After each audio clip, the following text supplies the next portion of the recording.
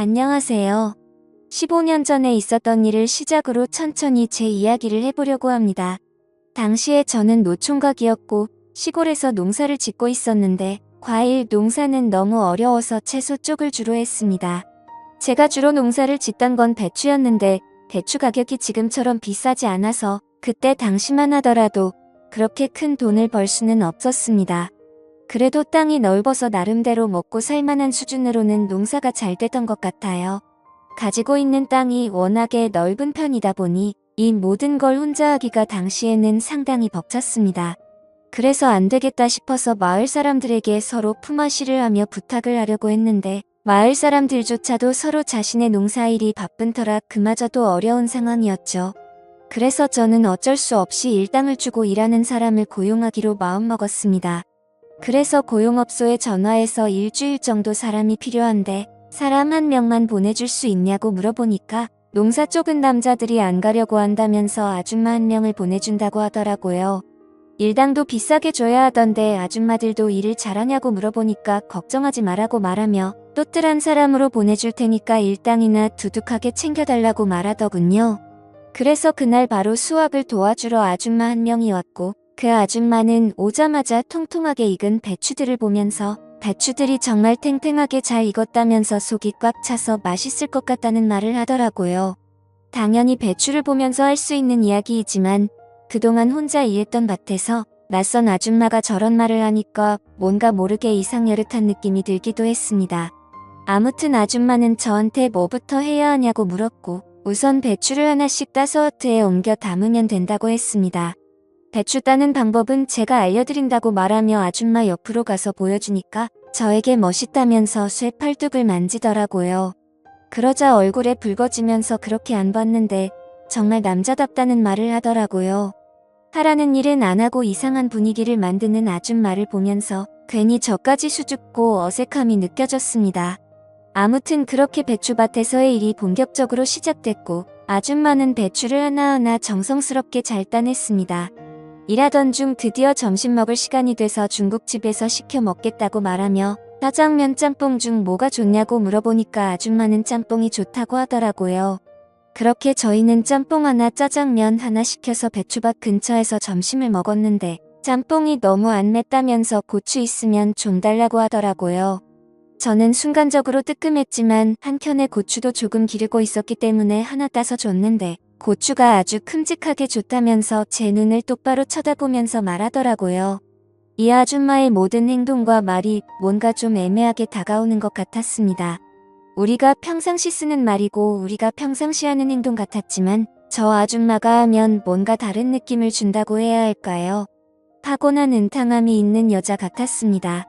그러다 보니 괜히 별것도 아닌 것 가지고 이상하게 느끼기도 하고 기분이 야릇해지면서 어떨 때는 긴장돼서 땀까지 흘릴 정도였습니다. 그렇게 점심을 먹고 다시 일을 시작했는데 뜬금없이 아줌마가 저에게 휴대폰으로 드라마를 볼 수 없냐고 물어보더라고요. 저는 드라마를 안 보기 때문에 라디오가 없다고 대답하니까 일하는 건 좋은데 너무 심심하다며 뭐라도 들으면서 일하고 싶었는데 아쉽다고 말하더군요. 그러면서 저에게 말을 걸기 시작했습니다. 이야기하면서 일하면 더 시간이 잘 가지 않겠냐면서 그때부터 이것저것 물어보기 시작했습니다. 결혼은 하셨냐? 이 농사는 언제부터 시작했냐? 6시 내 고향에 출연해봤냐? 등 온갖 걸 다 물어보더라고요. 조금씩 대답을 해주니까 어느 순간부터 그 아줌마는 저에게 대답하기 곤란한 질문들까지 쏟아내기 시작했습니다.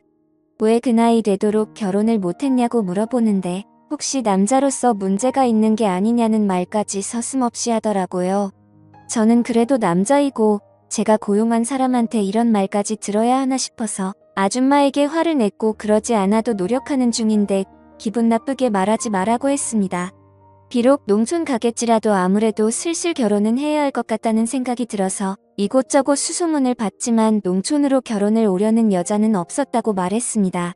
아줌마는 저에게 요즘 여자들은 대부분 그렇다고 하지만 자기는 농촌으로 시집 오는 것도 나쁘지 않다고 생각한다며 자기도 농촌에 시집 왔지만 결혼에 실패하여 지금은 혼자라고 말하더군요.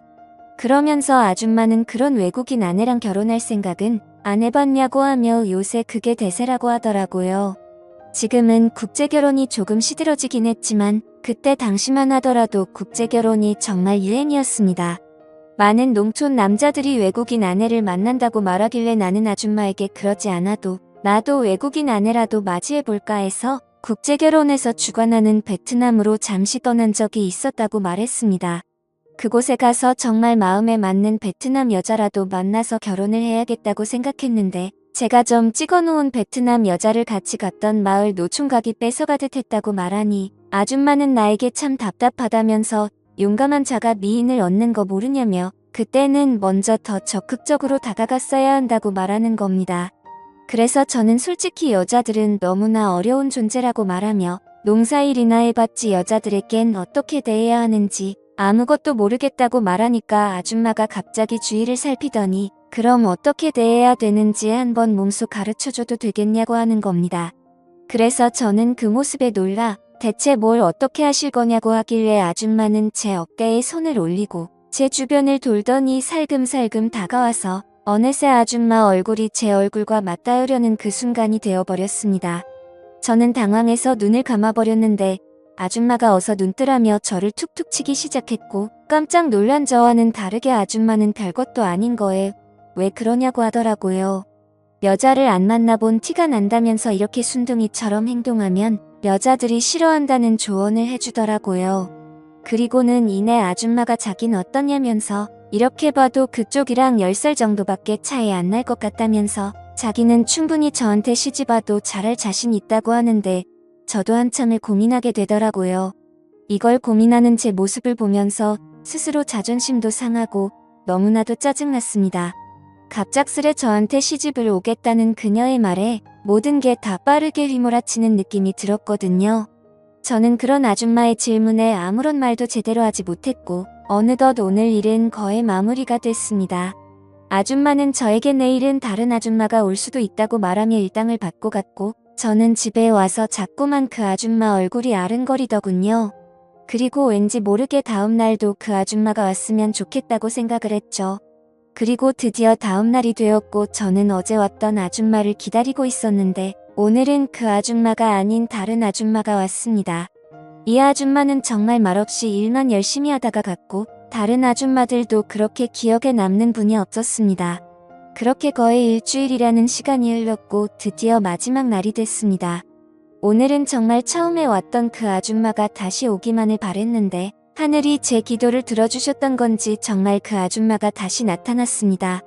그러면서 나에게 잘 있었냐고 말하며 우리는 신나게 농사 일을 해나갔습니다. 곰곰이 생각해보니 저도 저 아줌마가 마음에 들었고 마지막 날이니까 기념이라고 제가 술도 한잔하자고 제안을 했습니다. 왜 그런 생각이 들었는지 모르겠지만 진짜 이 아줌마란 평생 이렇게 일해도 재밌겠다는 생각이 들었어요. 일을 마무리하고는 저희 집 평상에 앉아서 그 아줌마와 함께 술을 마시게 되었고 술을 먹고는 결국 실수를 저지르고 말았습니다.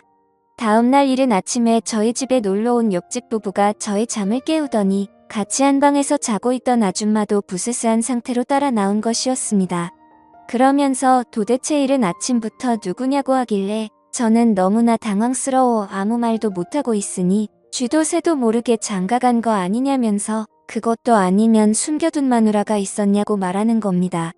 저는 옆집 부부에게 그런 게 아니라고 해명했지만 그 나이 될 때까지 결혼 안 하고 산 이유가 이거냐고 말하더라고요.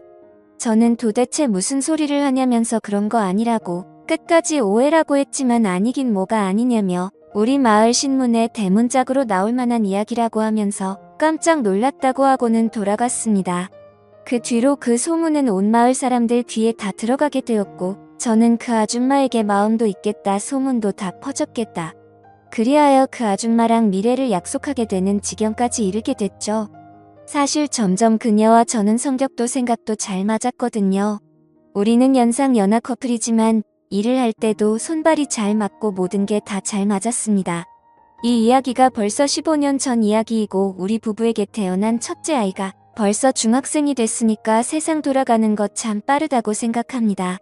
그리고 이렇게 배추 농사를 지으면서 평생 혼자 살 것만 같았고 그리고 내 짝은 없을 것 같아서 멀리 베트남까지 떠났던 적도 있었지만 역시나 옛말 그대로 집신도 짝이 있다고 하더니만 저에게도 짝은 있었고 그 짝은 마치 저에게 우연처럼 다가오더라고요.